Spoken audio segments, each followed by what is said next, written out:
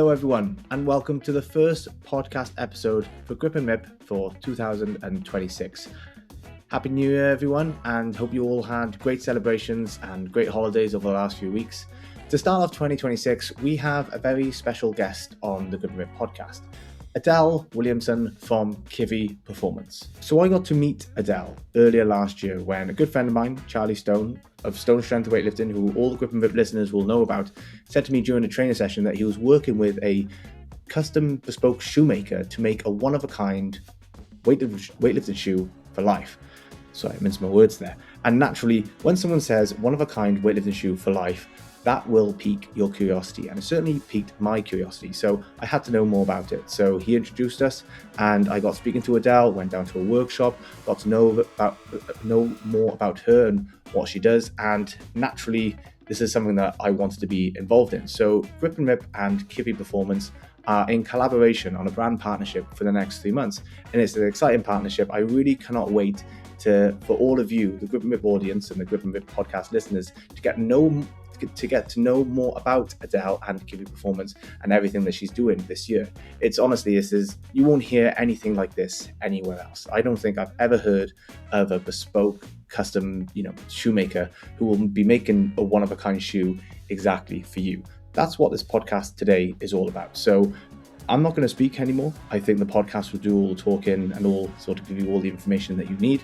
And you will be hearing more about KIVI Performance and Adele and everything that she's doing over the next 3 months between now and towards the end of March, April. So that's all for me today. I hope you enjoy this episode. And that all being said, it's time to get on with the show.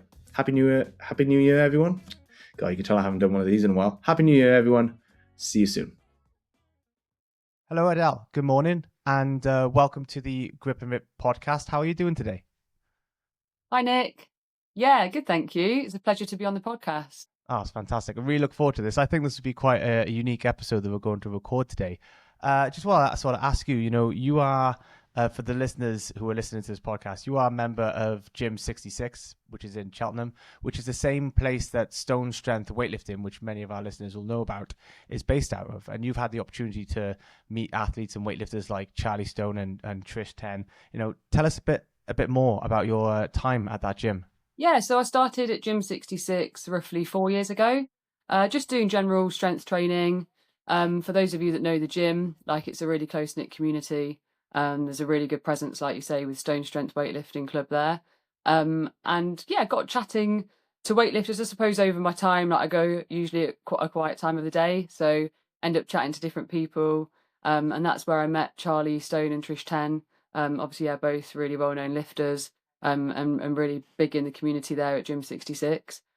So yeah, got chatting to them over time and formed really good relationships with them both.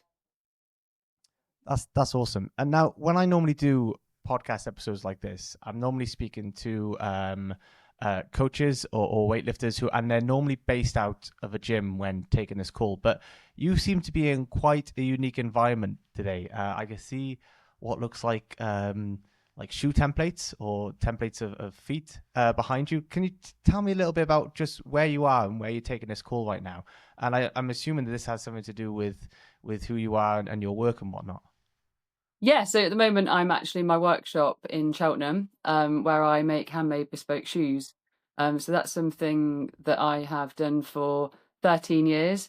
I started studying at De Montfort University in Leicester, where I studied footwear design back in 2013, and I graduated from there in 2016 and went into a job making handmade welted bespoke shoes. So it's a really unique job. Not from a gym environment today, but actually from my shoemaking workshop.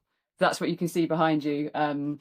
Shoe lasts, which is the form of an individual's foot that's taken from just a simple drawing of their foot, and then it's turned into a wooden form that the shoe's then made around. So if you're, that's I have never met or spoken to or chatted to anyone who's a shoemaker before. And so with you being a shoemaker and being in a gym environment and meeting people like Charlie and Trish and all these other weightlifters, and this is something to mention as well, that weightlifters are sometimes obsessed with the only bit of equipment that really matters to them, which is their weightlifting shoes. And some weightlifters will try on many different pairs over the course of their career. Have you had a chance to speak to many of the weightlifters at Gym 66 about their shoes? Yes, actually, a couple of years ago, Charlie Stone actually spoke to me about his Asics 727s, and he was looking at getting a different size because his toe had sort of been popping out the end of his shoe after sort of a couple of years of wear. And he said, "Oh, would you mind measuring my feet to see if I'm like wearing the right size?" Because he's looking at ordering some more. And as most people know, you can only get them online as they're made in Japan. So he really wanted to make sure he'd got the right size for his next pair. So to be honest, that's kind of naturally where this whole story sort of, started. So by measuring Charlie's feet, I ended up in, as I do end up in most conversations with people about shoes, because people tend to find like what I do quite interesting, and I'm always interested in different people's footwear. So ended up measuring Charlie's feet for him to order his next pair of Asics, which, like I say, we're kind of going back a good couple of years now. And I think, that's probably where conversation started around what weightlifting shoes need, the structure of them, the construction, because most people aren't fully aware of the different constructions of shoes, and whether they're repairable, and the sort of stability element of them, which is so important for Olympic weightlifting, as a lot of your listeners will be very aware of. So that's kind of where the journey started, and that traditional look as well, because that's very much where I'm trained in traditional shoemaking techniques. So a lot of what I know, sort of a couple of centuries old techniques that haven't changed because there's not really any need for them to change. And I saw that reflected a lot actually in the vintage lifters, which is kind of what got the cogs turning with me, thinking actually I think I could definitely make something here, and working closely with lifters, I can interpret what they need, and what I can provide as a shoemaker, and especially working with people like Charlie and Trish, giving me first-hand feedback, which in the industry, when you're looking at sort of bigger brands, I'm sure they're not really getting that feedback directly from European and world champion lifters. And it's quite a unique job. Normally when people ask what you do and you tell them you're a shoemaker, they say, "What?" Yeah, "Oh yeah, I'm a shoemaker," and they're just like, "Oh, I didn't know there was any shoemakers around anymore." So like I said earlier, I mentioned that I studied footwear design. So Leicester traditionally was the women's wear capital of shoemaking in the UK, and Northampton was the men's capital, and Norwich was the capital for children's footwear. So that's sort of a lot of the history behind those cities of where footwear was manufactured in England, until sort of everything was sent overseas, unfortunately. But in Northampton, there were over about 170 factories, and now there's 11. But the fact that they're still remaining and still going really strong, is fantastic. I'm from Leicester, and that sort of, I suppose, is where I had a lot of my knowledge of the shoemaking industry that was once there. And I studied footwear design. There was at that point there were 3 universities in England that were running a footwear design course. Unfortunately now, De Montfort, where I studied, is the only remaining one that will be running just a footwear design course without incorporating any other sort of fashion elements. So, it really is like a very strong standing educational hub for footwear. And I also lecture there on their footwear degree, which is really nice to be able to go back and do that after graduating sort of 10 years ago. So, I studied footwear design at De Montfort. But also, there was shoemaking was involved in that course as well as design. And that's where I kind of found my passion, I suppose, in the making element of it. All felt quite novel, I suppose, because I've always been into drawing and designing, but actually making a pair of shoes was like awesome, and having the facilities to do it as well. So I did an internship during my degree, working for Trickers, which are a Northampton shoemaker, which is where I still work as their bespoke shoemaker. And I did an internship there, which was fantastic. It opened up like this whole world of handmade shoes that I'd never experienced before. You know, like most of us didn't realise that there was even anywhere in England that still had that sort of facility. So started working there when I graduated, and I am their bespoke shoemaker. I run their bespoke shoemaking department. Sort of 10 years later, and it's fantastic. I get to meet, you know, some really really interesting people, clients. Obviously, there's a very dedicated group of shoemakers in the UK, and we all are really close knit. We've got a really good network because there's not many of us left. So everyone works really closely together, learns skills from each other. I was very fortunate in my early days at Trickers. I got funding from the Queen Elizabeth Scholarship Trust, which fund sort of dying crafts. And they funded me to get some extra training from a really, really well-renowned shoemaker called Jim McCormack, who was traditionally trained sort of in the post-war era. Well, from post-war people down in London, and it was, you know, his skills are just, you know, second to none. It's like everybody just dreams of having him as their tutor. So he sort of taught me alongside being taught at Trickers in my early days. And yeah, now I run their bespoke shoemaking department. And you know, similar to KIVI, I go meet clients, measure their feet. The construction is slightly different, so they're welted footwear, which is a very traditional construction. So hand welted, again, repairable. And using like really really high quality materials, as you can imagine, with that sort of level of footwear. Yeah, so sort of 10 years in, and still absolutely love what I do. Hence why, you know, branching out into KIVI is just sort of an extension of what I already do with Trickers. And yeah, it's really exciting to work in more of the performance area, I suppose, of footwear.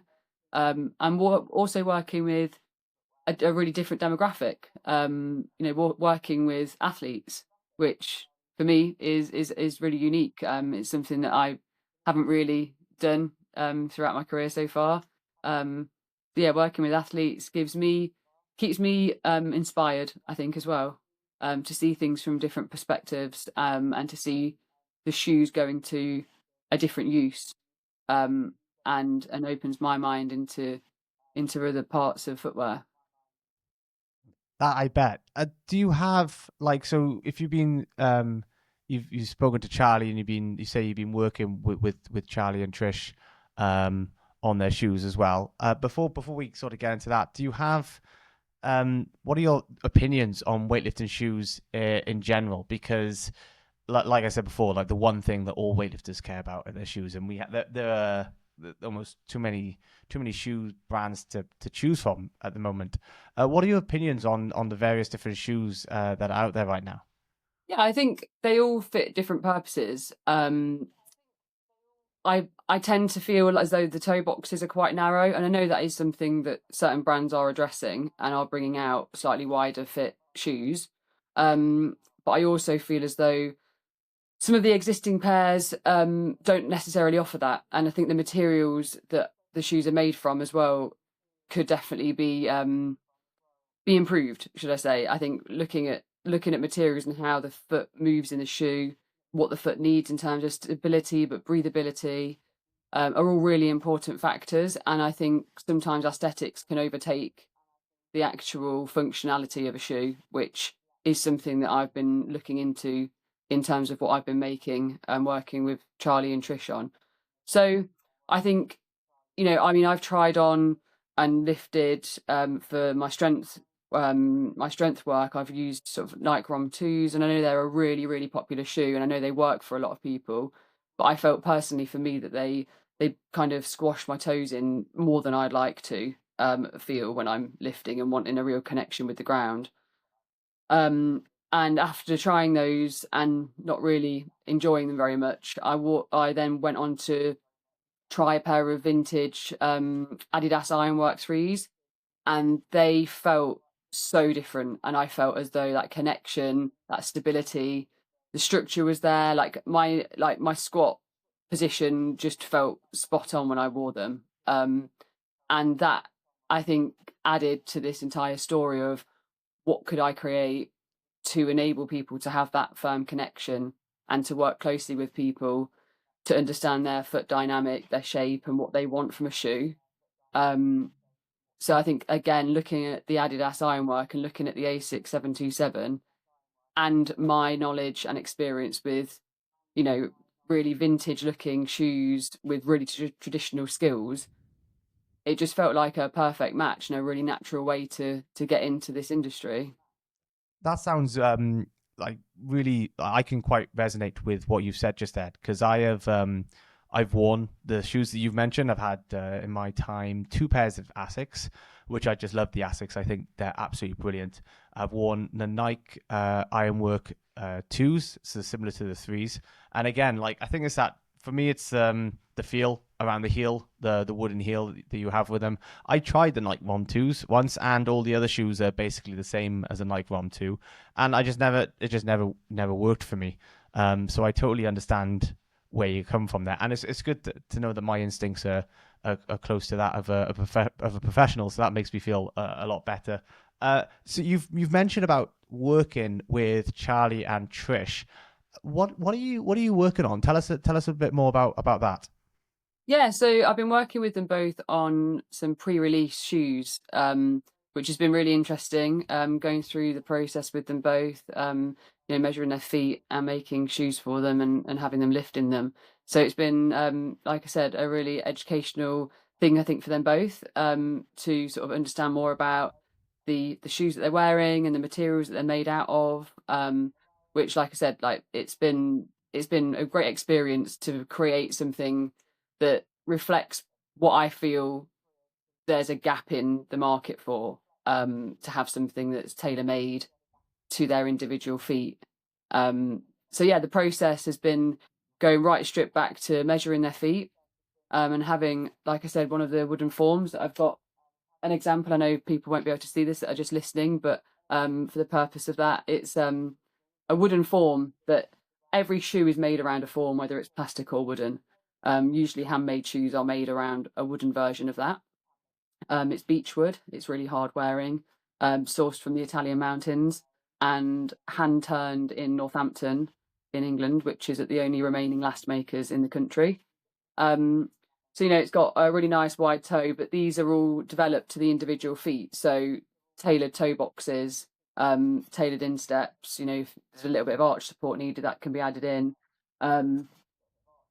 So it's a process of, with Charlie and Trish, is a process that will reflect that of a customer looking to come and have shoes made with myself. So it's starting, like I say, from basics of measuring the feet, taking those measurements and having a last adapted to that foot and to get the unique toe shape and toe width that client requires. And then going through the process of material selection. So having 6 different leathers and suedes that the client can choose from.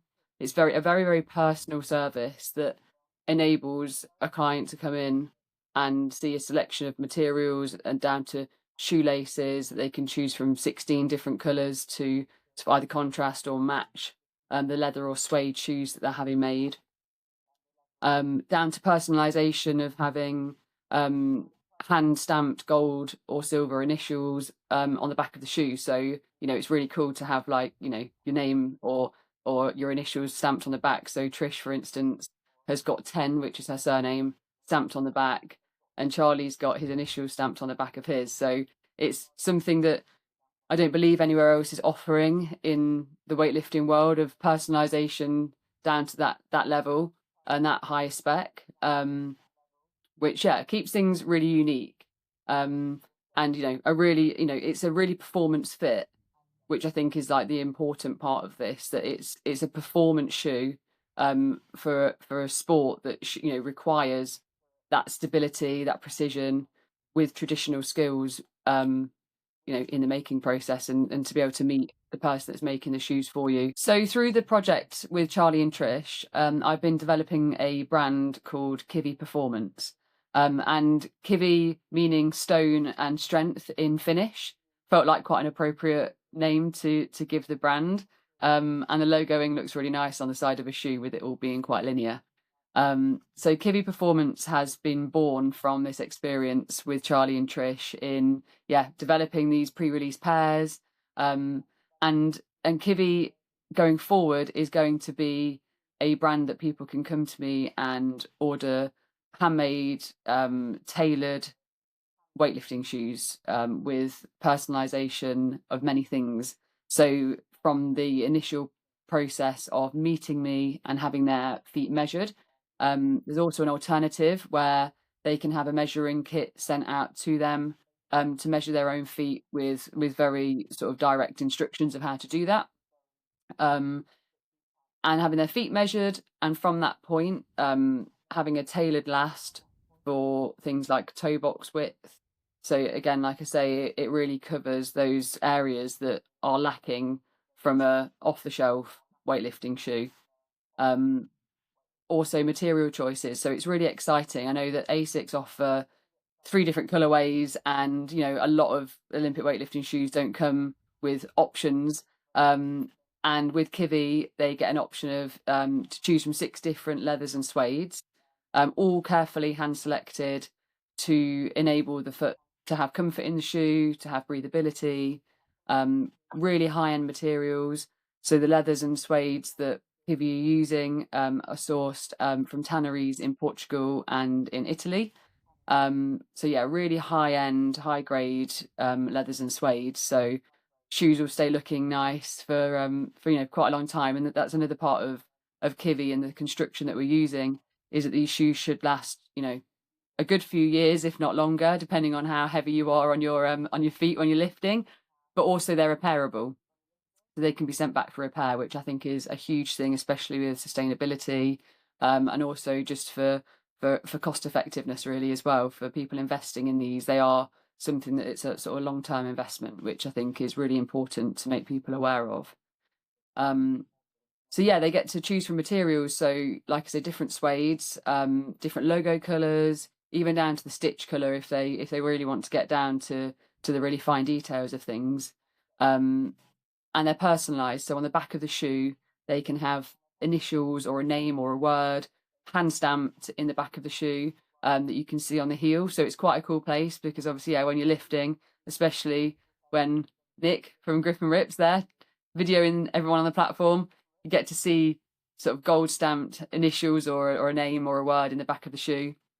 And I think that's a really unique element, and that's something that so Trish has got her surname in the back, and Charlie's got his initials, and I think it just adds that sort of finesse to something that doesn't exist on the market at the moment. I mean, every detail has been considered with KIVI, so down to choices of 16 different coloured shoelaces, whether that's something that's going to contrast with the leather or match. It's there's not really going to be 2 pairs of KIVI shoes that look the same, unless somebody wants me to make a copy of a pair that are already around. But it really is going to be a really very very unique pair of shoes made to their foot dimension, and handmade in the UK, which I don't really think you can get much better than that, to be honest. It sounds like you've made like what you'll be making is one of a kind shoe for life, because when I've gone through loads of shoes in my time. I know weightlifters who have gone through plenty of shoes in like a 2-year period. Things where like the glue comes off and the toe box starts to peel off the top and whatnot, straps break and whatnot, and then people end up just throwing those shoes away, which is terrible for waste and for the environment and whatnot, and end up just buying whatever the latest pair of shoe is being marketed right now by whatever brand that's out there. But with here you have a shoe for life, because it's designed for the lifter and it's repairable. So anytime there's an issue with the shoe throughout their lifetime of that shoe, it could be repaired, no problem. Tell me a bit more about. I'm really fascinated about this. I'm really interested in. Tell me a bit more about your choices with the design choices when you're going through that project with Charlie and Trish. What led you to the sort of design choices as a shoemaker for the shoes that you're creating for people? Yeah, well, with the design choice, wanted, obviously the main thing is to keep something like functional, and that's going to give them the most precision in the lift. So it's quite a no fuss design in a sense of it being a straight lace up shoe. Similar to those of a lot of the vintage shoes that are on the market, were on the market. There's no Velcro straps over them. It's just a straight lace up shoe, similar to a monkey shoe design, if people are aware of that, or something like the ASIC that someone could probably relate to, that's existing in the market at the moment. But things like the back height of the shoe and the way that the clip line, which is the area that sits underneath the ankle bone, the way that curvature will sit under the ankle bone and won't cut in, and because they are made unique to that lifter, there's elements like that I think people can really struggle with, especially if it's a unisex shoe.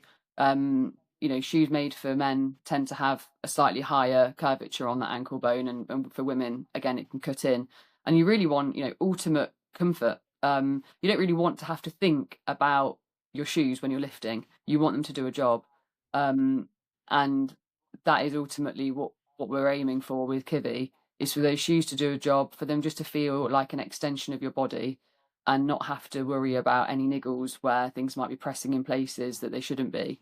So it's considering all of those elements, from somebody, who I've studied design and I've made shoes, handmade bespoke for 10 years. So combining all of my experience throughout my career, yes, going into something that's more precision, but the shoes I make every day have to be functional. You can make something look beautiful, but the function is the purpose.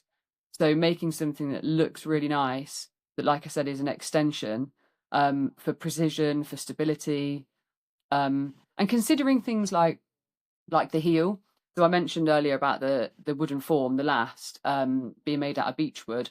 Same with the heels. So the heels are made out of beechwood as well, and they're made, like I said, again, the heels are handmade in Northampton, and it's a really strong, hard wood, that will sustain a lot of weight going through it, which is perfect for the sport that we're focusing on here. So it has really good shock resistance, stability, longevity, and it's considering those elements from working with weightlifters and from my experience, and putting it all into one workshop basically, and creating something that can offer all of these different things and function really well and last, like you say, for a long time, and it is sustainable.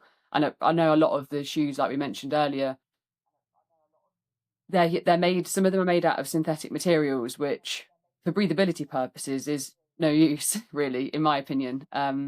You want something where your foot can breathe, and the materials can naturally form around the foot, so you won't be able to feel the shoe on the foot eventually. It will feel just like comfort. So I guess my next question is, as someone who loves a pair of weightlifting shoes, how can I get a pair? Or if anyone's listening, how can they get in contact with you and start this process of getting their own one-of-a-kind shoe for life weightlifting shoe made for them? Yeah, so very good question, Nick. Hopefully that's a question that a lot of people will be asking themselves. So yeah, orders are going to be quite limited. So there'll be 2 days a year where people can go online, head to the KIVI Performance website and place their orders. So there'll be a window, like I say, twice a year where people can come in, and also a wait list. So there'll be a wait list available. If people want to be added to that, they can. And the nature of handmade shoes, especially when there's going to be quite a close relationship between myself and the client, it's time. They're handcrafted, everything's considered in that making process. So the process on average takes between 4 to 6 months to make the shoes, which is why obviously the ordering window, being open twice a year, gives me that time to dedicate to those clients, to work with them closely and to source the right materials for them. Order books will be opening April 2026. There'll be lots of information online about that date to remind everybody that that's when they need to sort of log on and get their orders in, if that's what they're looking to do, which would be great if so. And yeah, like I said, it's a journey of meeting the client or them having their measure box sent out to them, getting that back, and then discussing the details with them. It's a really exciting process that, it's a real, like I said, an investment for people to start this journey. And it's really exciting. I think it's really exciting that for weightlifting, like you mentioned earlier on in the chat, that there's not much in terms of equipment that you need, but one of the most important things, I think, apart from the bar, is your shoes. And yeah, having the right shoes, having the right fit, and I think the bonus of being able to choose those materials, and to have personalization, is really special, and it's something I'm hoping will be like a really exciting sort of addition to the sport. I agree. I think that's definitely something that's unique and not going to be found anywhere else.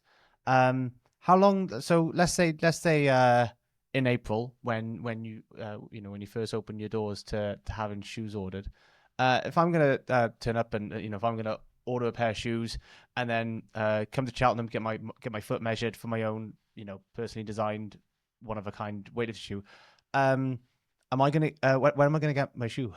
How long is it gonna take for that whole process to be done? Because I imagine it. On the one hand, I want it now, but the logic in my head is telling me that's gonna take some time. How long does it take to make a shoe like that? Yeah, so we'll be looking for delivery approximately October for an order that's made in April. Halfway through the process, you'll be notified at what stage your shoe's at. So there's going to be that touch point. Obviously, the sort of first month, we will be discussing like whether or not, you'll come here to be measured or whether or not you'll have a measuring book. But within the first sort of 28 days of ordering is when measures need to be either sent back to me or taken by me, so that we can deliver within that window. And that's the idea. On a 6-monthly cycle, we'll have a batch of new shoes to make, new clients, and every 6 months it will go on that cycle. So yeah, we're looking to deliver by October, and like hopefully it will be an exciting journey for the customer, because it's such a unique thing to have. And I think that's what Trish and Charlie have both sort of fed back as well, that it's been a really exciting process for them both.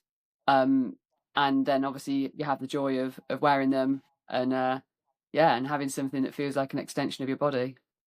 Fantastic. Great. Because that now I'm thinking I'm going to have my very own weightlifting shoe in time for the Welsh National Championships next November. Or, if I was English, the English Championships, which is going to be in December. So that time, it's good to know that timeline, because those are probably two biggest events of the year on the British weightlifting calendar. One of the two biggest. So that's amazing. So where can people find you to get more information about this? Yeah, so in the coming months, the main place to find me will be on Instagram, which will be at KIVI Performance. So that's mainly where people will be able to find updates on that release date in April 2026. And in that time frame as well, the website will go live, and that will also be posted through the Instagram. So that is probably the best place to go to get the most up-to-date information at the moment. Oh, amazing. Thank you. I'll be watching closely, as will I imagine the rest of the listeners, come April, to make sure they can get their very own one-of-a-kind weightlifting shoes. So this has been an amazing podcast episode. It's a very unique one. I don't think I'm going to have an episode like this ever again. So honestly, thank you for coming on, Adele. This has been great, and good luck with everything that you're going to be doing in 2026 with with KIVI Performance. Sounds fantastic. Thanks, Nick. Yeah, it's been an absolute pleasure to be on the podcast, and hopefully I'll get to meet some of the dedicated Grip and Rip listeners as well in the coming future with measuring them up for some bespoke KIVI Performance shoes.